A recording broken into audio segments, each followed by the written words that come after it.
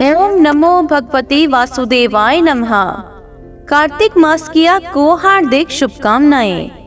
आज इस वीडियो में हम आपको कार्तिक मास का 17वां दिन का महात्म सुनाएंगे। सूत जी कहने लगे कि अब सब व्रतों में उत्तम व्रत और मोक्ष के देने वाली एकादशी का व्रत का महात्म सुनो। एकादशी तिथि कृष्ण पक्ष की हो या शुक्ल पक्ष की, अन्न नहीं खाना चाहिए।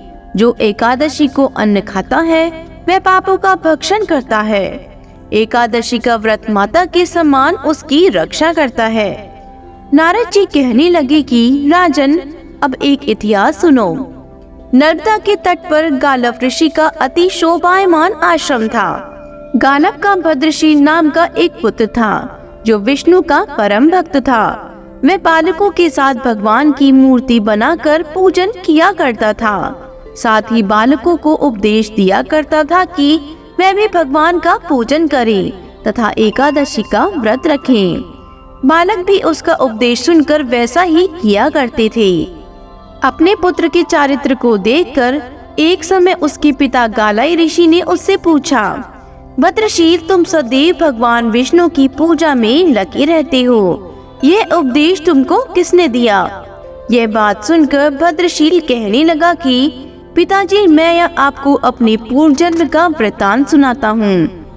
पहले जन्म में मेरा जन्म चंद्रवंश में हुआ था। कर्म कीर्ति मेरा नाम था। दत्तात्रेय जी से मैंने शिक्षा दीक्षा ग्रहण की। मैंने 1000 वर्ष तक राज्य किया।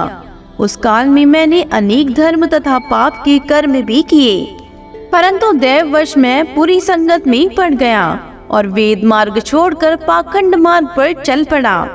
मेरे इन आचरणों को देखकर प्रजा भी पाप के कर्म करने लगी।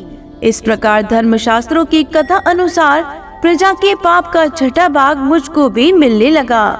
एक दिन हम शिकार खेलने के लिए वन में गए। अतएव सारे दिन भूखे और प्यासे ही रहे। खाने को कुछ नहीं मिला। घूमते फिरते हम मार्ग भी भूल गए और शाम को नर्मदा नदी के किनारे पर पहुंच गए। उस दिन एकादशी का व्रत होने के कारण वहाँ पर एकत्रित अनेक वैष्णव भगवान का कीर्तन कर रहे थे। मैं भी भूखा प्यासा रहकर रात भर वहीं पर पड़ा रहा, मगर प्रातःकाल होते ही भूख प्यास से दुखी हो मेरे प्राण निकल गए।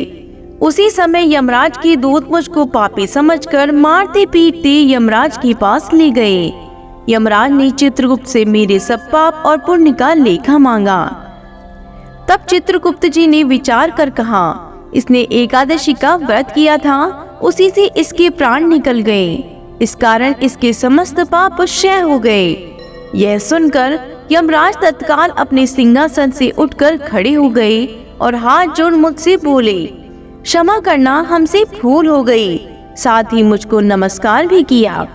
फिर अपने दूतों को धमकाकर कहने लगे, जो मनुष्य भगवान के नामों का जाप करता हो उसको कभी हमारे पास मत लाओ। जिसने अनजाने में एकादशी का व्रत किया हो उसके हमारे पास आने की आवश्यकता नहीं पड़ती। इसके बाद यमराज ने मेरा पूजन किया और फिर मुझे सुंदर विमान में बिठाकर विष्णु लोक को भेज दिया। हजारों वर्ष तक इंद्रलोक तथा विष्णु लोक में रहने के पश्चात अब फिर मैंने यहाँ पर जन्म लिया है। जो कोई इस कथा को पढ़ता है अथवा सुनता है उसके सभी पाप नष्ट हो जाते हैं।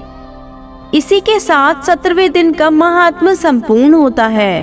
कार्तिक मास की सभी महात्म को नियमित रूप से सुनने के लिए हमारे चैनल को सब्सक्राइब जरूर करें। बोलो विष्णु भगवान की जय हो।